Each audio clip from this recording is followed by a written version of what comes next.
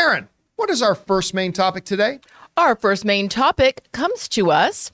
Sorry, my computer was loading. Look on the screen. There it is. It's right in front of me. Ding dong. Hi, our first main topic comes to us from TJ Jordan with the barely even a teaser for Fast X, giving us an update on when to expect an actual trailer. I got to thinking about the status of Hobbs Shaw 2. Is Universal waiting to see the results of X and XI before 10 and 11? Excuse me, 10 and 11. Hello, ding dong alert. Before greenlighting any spinoffs, or did the results of the first film cause this, or both? Thanks, and keep on bringing on the filthy. All right, TJ, thanks a lot for sending that in.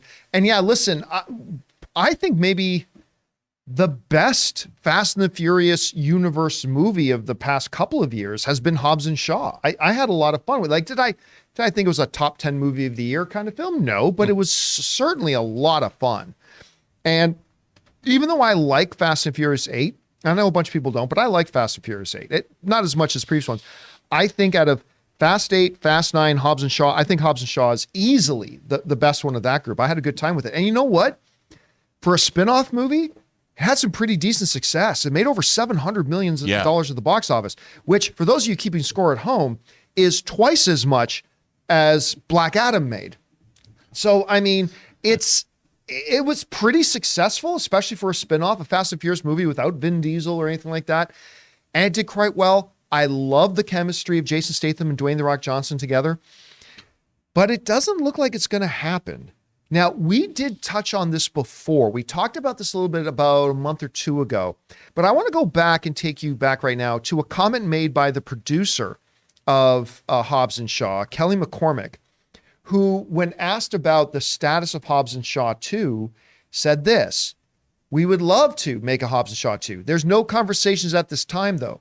I do feel like there were a lot of seeds planted in the original to try to create a spinoff in a way that included a Kevin Hart and a Ryan Reynolds and sort of all kinds of stuff.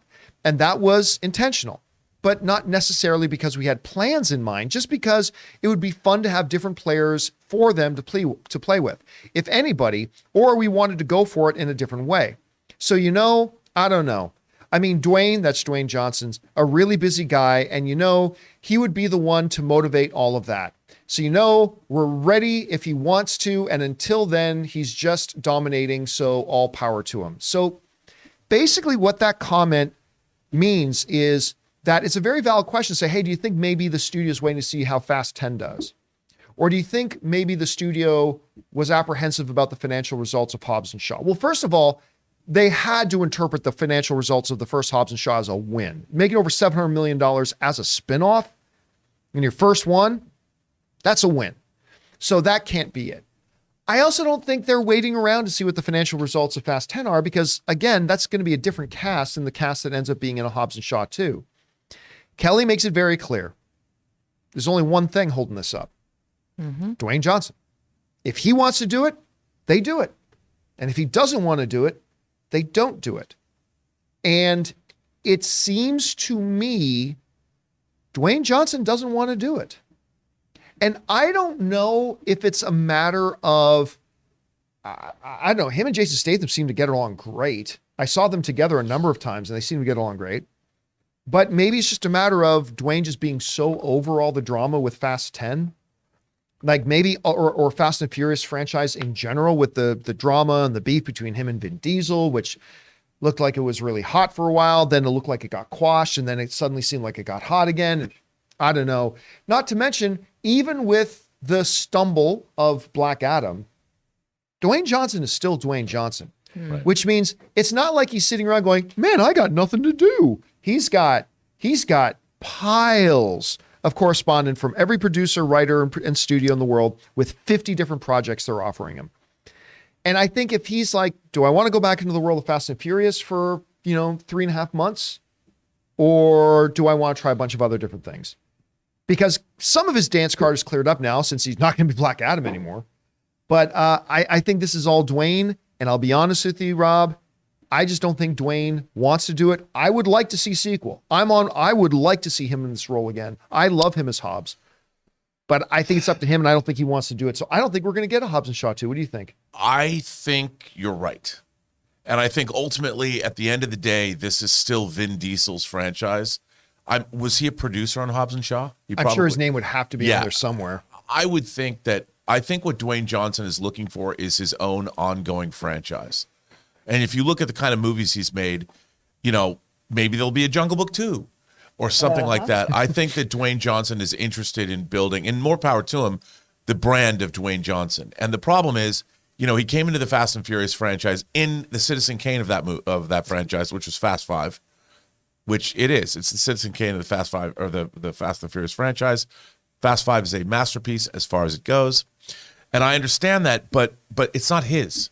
He stepped into somebody else's franchise. And as much money as that movie made and as much success as that film had, I think Dwayne Johnson is in the Dwayne Johnson business where he frontlines everything he does. And rightfully so. He's earned it.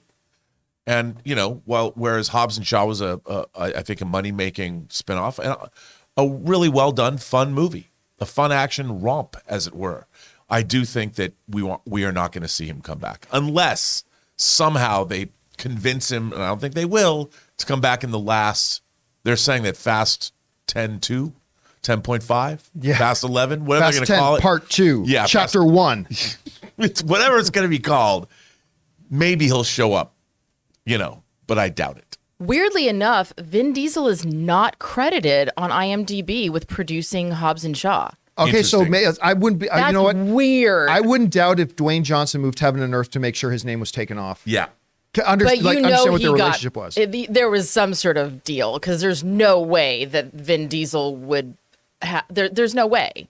No, they probably just didn't make it credited, but he probably got a little cut of something. Of he would have had to. Yeah. And I'm sure as long as he gets paid, he doesn't care. So, I don't know. Like, Aaron, out of everybody in this room, I mean, you are the one person in this room who has almost worked with, no, you did work with Vin Diesel. I did. That's right. He even talked about me on The Tonight Show. He did. So I don't know, with Dwayne "The Rock" Johnson, do you think there could be a Hobbs and Shaw 2? Do you think that that's just a bridge that's so burned that he doesn't even want to go anywhere near it anymore? I don't know. What do you think? I really want there to be the bromance between these two superpowers. I really think that they have more in common than they have different. And I wish that they could come together because, man, the forces between for these two to join forces, it's just an incredible thing to watch. But sadly, it doesn't look like it's going to go that way. I think that you bring up Rob brings up a really good point, which is that Vin Diesel, he has his franchise. I mean, he doesn't ever have to do anything ever again. That is cemented in stone. It's done. And for The Rock, as much as he is a mega power, a superpower, and he absolutely has the power to be able to get movies greenlit and not, he doesn't have his Fast and the Furious. He doesn't have his franchise. And so continuing to be a secondary player, even as a producer, which Dwayne Johnson is a producer on Hobbs and Shaw, credited on IMDb, even as a producer on that, it's not his baby. It will be forever linked to Vin Diesel. And so maybe he's just saying, you know what? I don't want to continue being a secondary character in someone else's story. I want to be my own storyteller. And he has the ability to do that. So I wish him all the luck. And yes, Vin Diesel is an awesome human. Come on. I cannot be the only one. Whenever you guys kept saying the phrase mega powers, I cannot be the only one that was thinking this. Jonathan? Bring up my screen. I cannot be the only one in the world that was that's No. See, come on. that's what I'm talking about. Come on. This is I'm the not kind of love I we cannot be the only one that when you guys are saying mega powers that this wasn't So, the image that came into your head. I'm going to need Ray to do like a Vin Diesel and a Dwayne Johnson face swap on that. I mean, it just had to. All right, guys, question is for you. Maybe on. What do you think about this? Do you think Dwayne "The Rock" Johnson will ultimately decide to do a Hobbs and Shaw 2? It sounds like the ball is completely in his court about whether or not to do it or not. Do you think maybe, listen, he's just busy right now. Maybe he's licking his massive, massive gun wounds over, maybe some of the Black Adam stuff. Maybe he's got like 1,000 other projects he can do. He's still one of the biggest movie stars in the world.